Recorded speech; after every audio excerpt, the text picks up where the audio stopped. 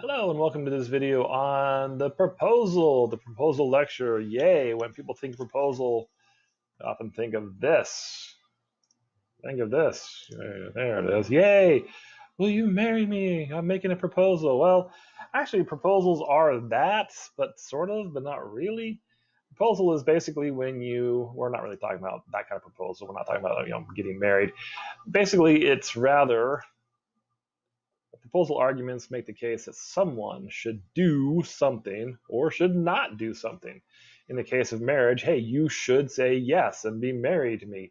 You should not date anybody else after we get married. That's the proposal.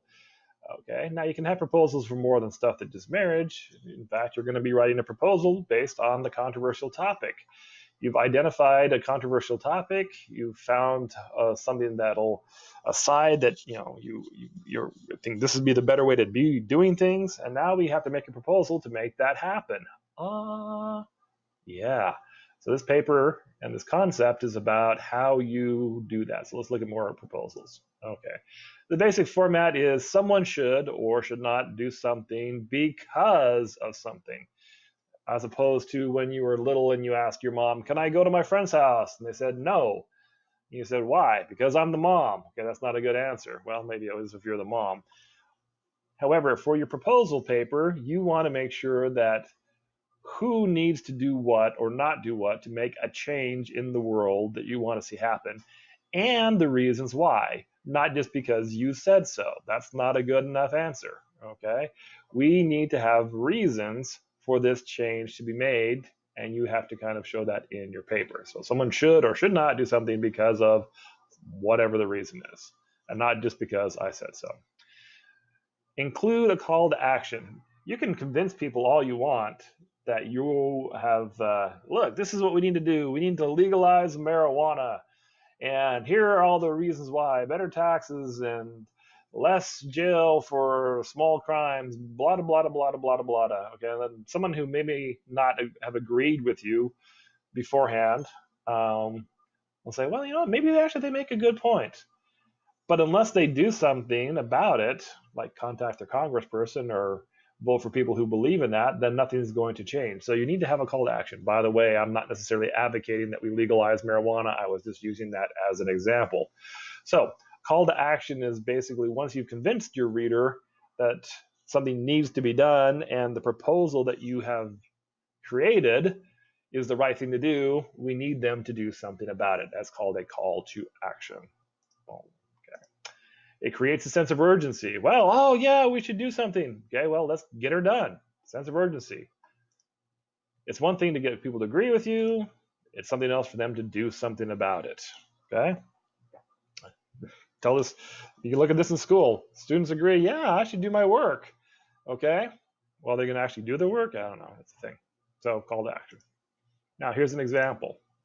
Let's say that we wanted to have it be that every time you finished an assignment for this class, you got a free massage. Wouldn't that be nice? Or if you don't like massages, then we give you $50.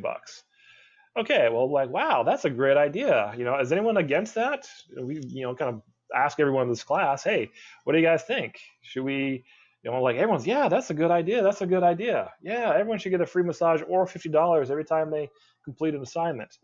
Well, then the question is, how are we going to make that happen?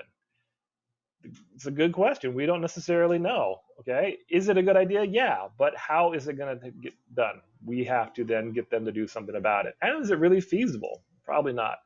So are all problems well known? Well, not necessarily. You may think of a problem that's really well known, but you may not understand that other people around you don't get the same kind of situation. If you raise a problem that is unfamiliar to your readers, you first must convince them that the problem is real. If you don't, just because you know the problem, okay, they may have heard of it, but they not believe that it's a real problem. In addition, this is good practice even if you think people know about it. First, I'm convinced that there's a problem that needs to be dealt with, and they need to deal with it. And you need to make sure that when stating a proposed solution effectively, you need to own it. Don't say, wouldn't it be nice if somebody did this, or somebody should do this, or if you can disagree with me if you want, that's okay. No, you need to own it. you need to make sure that you're like, look, this is what we need to do, and it needs to happen. Now, an effective proposed solutions. Here's an example. High school classes should start no earlier than 9 a.m. So that's very specific. Let's say the concept is dealing with the fact that students are sleep deprived. This is a very specific proposed thing. A not so good would be high schoolers are sleep deprived. Something needs to be done. Okay, well, something needs to be done. What needs to be done? Well, we're not specific here. Who's going to do it? Okay, again, that's we need more information here, but this is be a better solution because it's more specific. Now, in addition, the idea of being passionate versus being effective. You can be very passionate about something and not necessarily affect any kind of change. Take, for example, this picture. Let's say someone's standing out on the corner. Now, is this person passionate about what they believe in? Absolutely. For heaven's sakes, they've made this big sign. They're standing there wearing a robe. They're out there in the sun, by the side of the road. They're very passionate. Is this going to convince anyone to go home and change their ways? Probably not. They just think this guy's maybe a kook or something like that. He's passionate or she's passionate. We can't really tell which one, but they're not necessarily being very effective. So here is the outline of the proposal paper. First, you need an introduction. This will probably be several paragraphs. First, you need to identify the problem, and then you need to provide your proposition, okay, along with the reasons. What is the problem, and what do you suggest that needs to be done about it? Next, look at other solutions that have been done. Now, this may be, stuff that was against it. So let's say people have been trying to ban weapons forever, and it hasn't worked, so we should not ban weapons or whatever. Find other solutions that have been attempted or proposed, because chances are it's like, well, look, other people have tried stuff and it's failed. So my proposition is a better way of doing it. Then you have your solution. What are the goals of the solution? What do you want to have happen? I want marijuana legalized. I want to have all kids in school uniforms. I want to make abortion free for everybody. Whatever your solution is. What are the specific steps to make that happen? Okay, and then describe the positive consequences. If we legalize marijuana, then tax revenues will go up. Or if we keep marijuana, if we tighten down on the list of marijuana, then positive consequences that there'll be less of a gateway drug and people won't get as high on drugs. I don't know, whatever your solution is. Then it needs to be done, feasibly.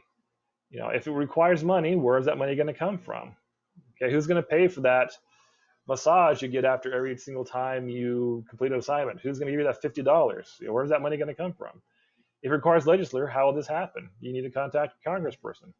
If it requires a change of beliefs, how will these people be convinced to change? Okay, some people just believe things because that's the way they were raised, or it could be their religion, or it could be from their experiences, any number of things. How are you going to convince them to change? And last but not least, there's a conclusion which includes the call to action. You've just convinced them, now convince them that this is the best way to do it.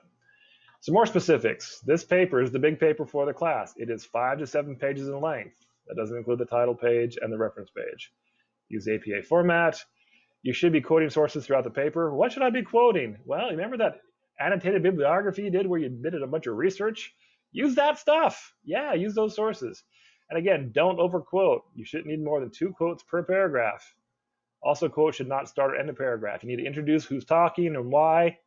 Maybe quote a sentence, and then kind of include why that quote is important to your overall topic.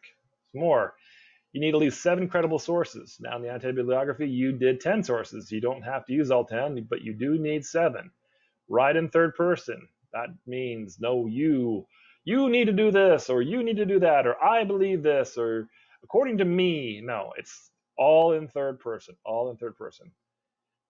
because this is a academic paper, contractions are not considered to be, unless they're in a quote, okay? So you don't use don't, can't, or won't. It's the way we speak, but it's not written in professional papers. You need to have in-text citations or quotes or paraphrase material. If you use information from an outside source, you have to tell me where you got it from. If in your paper you write 95% of people believe that medical marijuana should be legalized, I'm like, okay, but where'd you get that information? Did you just make that up? You have to tell me using in-text citations where you got that from. And you need to provide a reference page in alphabetical order. Well, you've basically already created this with the annotated bibliography. You just need to take out the annotated part of it, you just need to keep the bibliography. That's your reference page.